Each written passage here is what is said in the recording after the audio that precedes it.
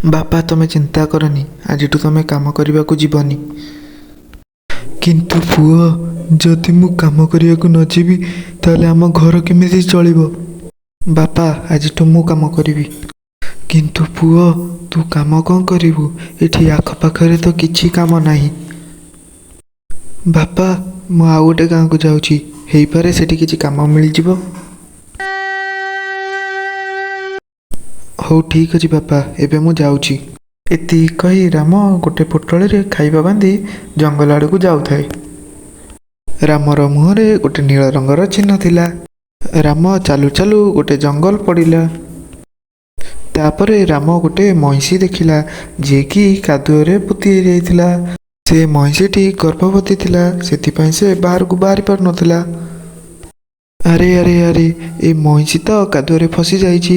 ଯାଉଛି, ମୁଁ ତାକୁ କାଦୁଅରୁ ବାହାର କରେ। ଏତିକି ଭାବି ରାମ ସେ ମଇଁଷିକୁ ବାହାର କରିବା ପାଇଁ ଆଗକୁ ବଢ଼ୁଛି।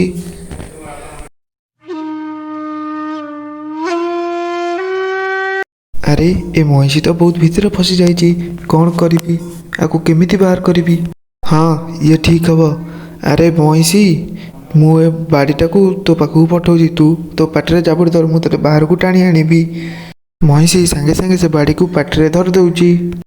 ତାପରେ ସାଙ୍ଗେ ସାଙ୍ଗେ ରାମ ସେ ମଇଁଷିକୁ ବାହାରକୁ ଟାଣି ଆଣୁଛି। ମୋ ଜୀବନ ବଞ୍ଚାଇଥିବାରୁ ଆପଣଙ୍କୁ ଅନେକ ଅନେକ ଧନ୍ୟବାଦ। ତାପରେ ରାମ ତା ନିଜ କାମରେ ବାହାରି ଯାଉଛି। ତାପରେ ସେ ମଇଁଷି ବି ନିଜ ବାଟରେ ଚାଲି ଯାଉଛି।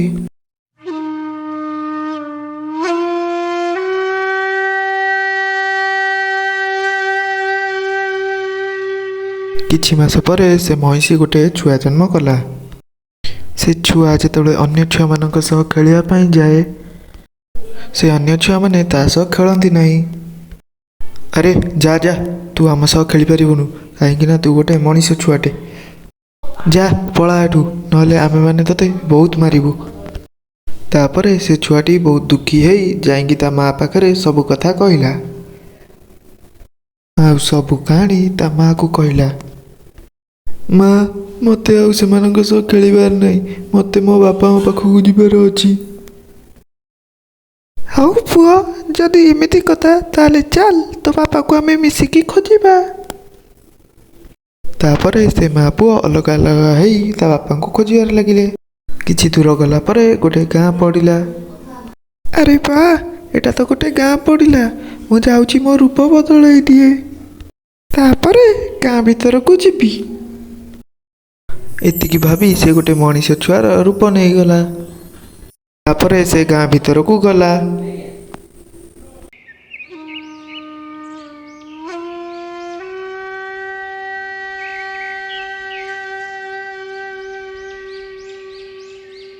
ସେ ଗାଁରେ ସକାଳରୁ ସନ୍ଧ୍ୟା ଯାଏଁ ବୁଲୁଥିଲା, ହେଲେ ସେ ତା ବାପାକୁ ଖୋଜି ପାଇଲା ନାହିଁ।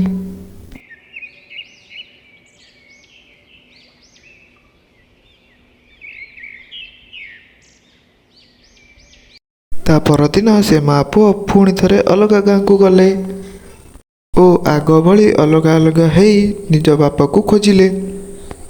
ସେଦିନ ବି ସେ ଛୁଆ ପୁରା ଗାଁ ବୁଲିଲା, କିନ୍ତୁ ତା ବାପାକୁ ଖୋଜି ପାଇଲା ନାହିଁ।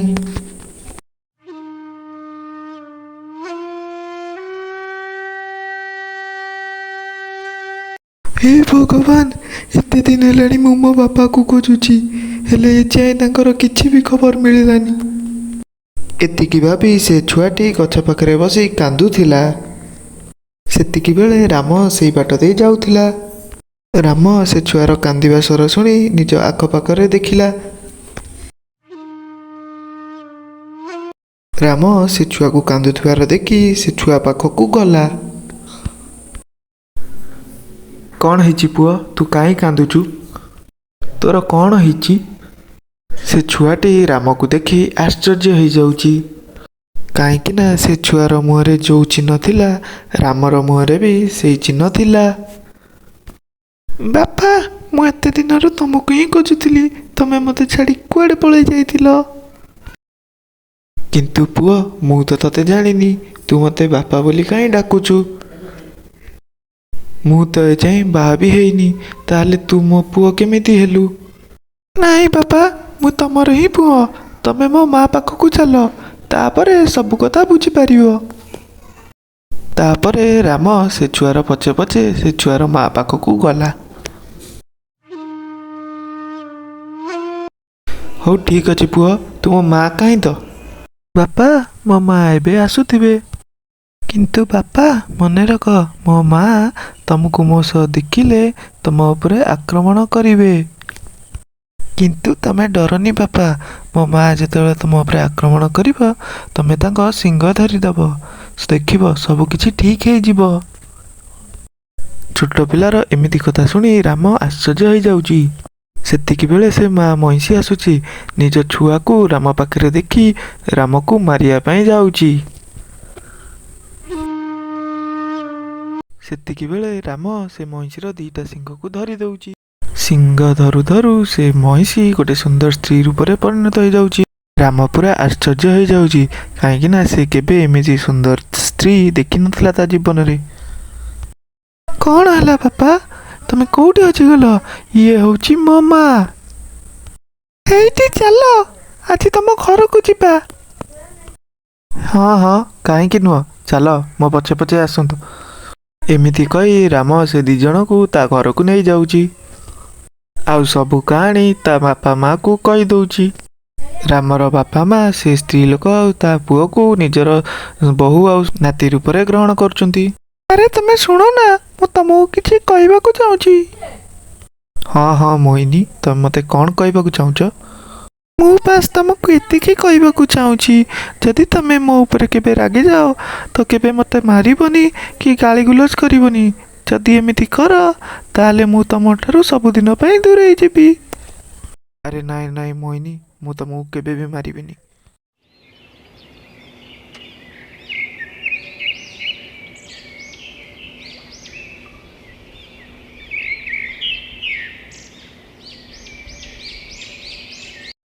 ପୁଅ, ଏବେ ତ ତୋର ଘର ସଂସାର ହେଲାଣି, ଏବେ ଆମେ ଦି ଜଣ ତୀର୍ଥ କରିବାକୁ ଯାଉଛୁ, ନିଜର ଯତ୍ନ ରଖୁଥିବୁ। ହଉ ଠିକ୍ ଅଛି ବାପା, ତମେ ଦି ଜଣ ଏଥର ଯାଅ। ତାପରେ ରାମର ବାପା ମା ସେଠାରୁ ଚାଲି ଯାଉଛନ୍ତି। ଆଚ୍ଛା ଠିକ୍ ଅଛି ମୋହିନୀ, ଏଥର ତମେ ନିଜର ଯତ୍ନ ନେବ, ମୁଁ ମୋ କାମରେ ଯାଉଛି। ଏହା କହି ରାମ ବି ତା କାମରେ ପଳେଇ ଯାଉଛି। ଏମିତି କିଛି ଦିନ ଗଲା ପରେ ଗୋଟିଏ ଦିନ ରାମ ତା ସ୍ତ୍ରୀ ଉପରେ କିଛି କାରଣରୁ ରାଗି ଯାଉଛି। ଆରେ ତୁ ଘରେ ବସି ବସି କ'ଣ କରୁଛୁ? ମୋ ପାଇଁ ଗୋଟେ ଟାଇମ୍ର ଖାଇବା ବି ତିଆରି କରିପାରୁନୁ? ରହ, ଆଜି ତତେ ପାନେ ଦଉଛି। ତାପରେ ରାମ ଚୁଲିରୁ ଖଣ୍ଡେ ବାଡ଼ି କାଢ଼ି ସେ ଦି ଜଣଙ୍କ ପାଖକୁ ବାଡ଼ି ନେଇକି ଗଲା। ଆରେ ଆରେ, ମୁଁ ଏ କ'ଣ କଲି? ମୋହିନୀ, ତୁ କୁଆଡ଼େ ଗଲୁ? ହେ ଭଗବାନ, ମୁଁ କୋଉଠି ଖୋଜିବି ମୋ ସ୍ତ୍ରୀ ଆଉ ପିଲାକୁ?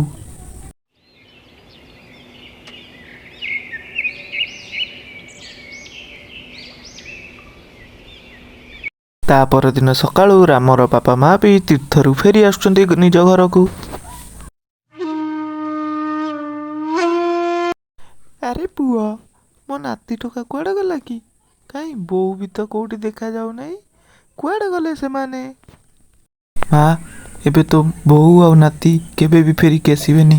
ହେଲେ ପୁଅ, କ'ଣ ହେଲା? ସେ ଦି ଜଣ ଆଖିରେ କୁଆଡ଼େ ଗଲେ? ତାପରେ ରାମ ସବୁ ଘଟଣା ନିଜ ବାପା ମାଆକୁ କହିଲା। ହେଲେ ପୁଅ, ତୁ ଏମିତି କାହିଁ କଲୁ? ବୋଉ ତ ତତେ ଆଗରୁ ବୁଝେଇଥିଲା ନା, କି ତୁ ତାକୁ କେବେ ରାଗିବୁନି କି ତା ଉପରକୁ କେବେ ମାରିବୁନି, ତାହେଲେ ସିଏ ସବୁଦିନ ପାଇଁ ଚାଲିଯିବ, ଆଉ କେବେ ବି ଫେରିବନି। ବାପା, ମୁଁ କ'ଣ କରିବି? ମୁଁ ତ ବହୁତ ରାଗି ଯାଇଥିଲି। ମୁଁ ରାଗିକି ତ ଏ ଭୁଲ ଷ୍ଟେପ୍ ନେଇଯାଇଛି ବାପା, ମୋତେ କ୍ଷମା କରିଦିଅ। ପୁଅରେ, ତୁ ମନ ଦୁଃଖ କରନି, ତୁ ଟିକେ ଯାଇକି ବାହାରେ ଖୋଜିକି ଆସେ ସେମାନଙ୍କୁ, ହୁଏତ ସେମାନେ ତତେ ମିଳିଯିବେ। ହଁ ମା, ମୁଁ ଯାଉଛି, ମୋ ପୁଅ ଆଉ ସ୍ତ୍ରୀ କି ଖୋଜିକି ନେଇକି ଆସେ।